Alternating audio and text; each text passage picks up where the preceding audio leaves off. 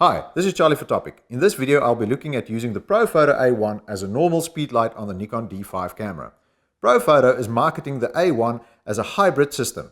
It's supposed to combine speedlight size and portability with studio light performance. I wish I could rip off this protective covering, but I need to return the flash, so better keep it in a good nick. Overall, the performance of this light is okay. Remember, it's not designed as a speedlight contender. It only has some speedlight attributes. A feature I like is when you shoot in TTL, it shows you the power setting that was used. Now this is really handy because if you flick over to manual, that power level stays there, so you can easily now do some fine tweaks around it. The round lens does give an interesting feel to the light quality. It's not as flat and unnatural as a Nikon speedlight, but the corners of the shot is not as well illuminated as the center, and overall the TTL seems to err around the stop under compared to Nikon flashes. The attachments are easy to use, but do kill a lot of the power, it seems. The diffuser dome combined with the bounce card is well worth experimenting with, and the quarter CTO warms the flash nicely. The one little annoying thing I found is that this little test button right there is freaking bright, and it's annoying in the dark. But oh well, let's get to testing the speedlight. The first test I'll do is a power test, and I'll compare it to an old Nikon SB900. And for that, I'm using my old Polaris flash meter that will be 1 meter away from the flash. I'll be using it at full power in manual mode and auto zoom at its widest and zoomed all the way in. Now I know this is not a true reflection of the output of this flash, it's just something that we have to compare it to. For this experiment, I'll be setting the light meter sensitivity to 100 ISO. Now for the first comparison, I'll be shooting at a wide angle on the flashes, full power. Let's see what we get. With the SB900, we get a reading of f16 and 9/10 of an f-stop, so basically close to f22. On the Profoto A1, we got a reading of f22 and almost a third. Now let's zoom all the way in with the lens. With the SB900, we get a reading of f32 and a third of an f-stop. Now on the Profoto A1, I got a reading of f22 and 2/3. So this is quite interesting. We can see here that the Nikon SB900 is almost a full stop stronger, fully zoomed in, than the Profoto A1. One small annoying thing that I found is that if you touch this beam adjustment ring in the front, the flash switches to manual zoom. And you have to go back into the menu to fix that, to set it back into auto mode. I also cannot get this autofocus assist beam to work on the Nikon D5. It might be that this is still a demo unit and it needs a firmware upgrade or something, or we'll have to wait for the official release of this product so I can get my hands on the manual and see if there's some trick, but I hope they do fix that. Let's test the recycle speed of this flash. I'm going to use 250th of a second on the camera at f11 to sort of push the flash, but not into high-speed sync mode or into full power mode.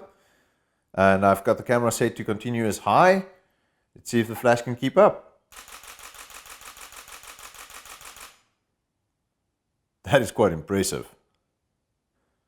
Now when we play back the images, and we just look at the consistency of the exposure, we see that it's pretty darn consistent. Now the power output might not be as high as I hoped on this flash, but it sure does make up for it in recycling speed. No more missing those crucial shots when the flash is still recycling. Now we'll test the high speed sync mode. I have the flash still set to manual output. Flash meter is a meter away, and I'm going to start at 250th of a second and then work my way up to 4,000th of a second and see what the output of the flash does compared to the Nikon. So let's start at 250th of a second.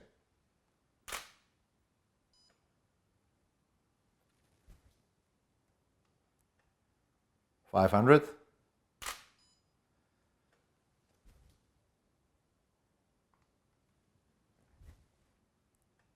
(1000th).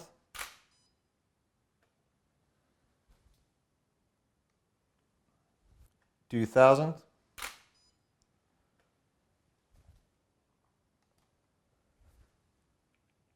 4,000th. Wow, that was unexpected. We can see that the Nikon SB900 started showing a real performance drop around 1,000th of a second. And it only had about a drop of a stop and a half in performance and stayed quite constant all the way through to 4,000th of a second. But on the Profoto, we have a significant performance drop around 500th of a second. We've gone from basically f22 and a half down to almost f11. And then at least it stays constant all the way through f11 to around 4,000th of a second.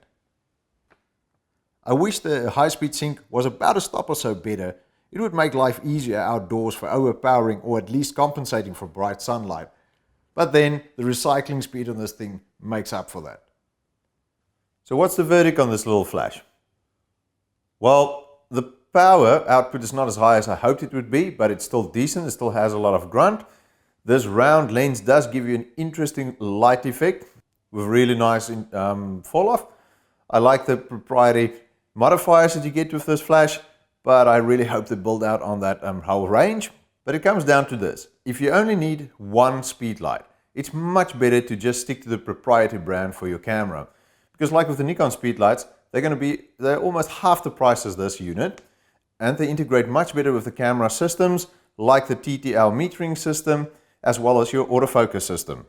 But if you want to use your speedlight on and off camera, then a unit like this becomes worth it to have, because this will also integrate seamlessly with other Profoto lights and other Profoto units through the easy to use Air TTL system. In another video, I'm going to look at how to set that up.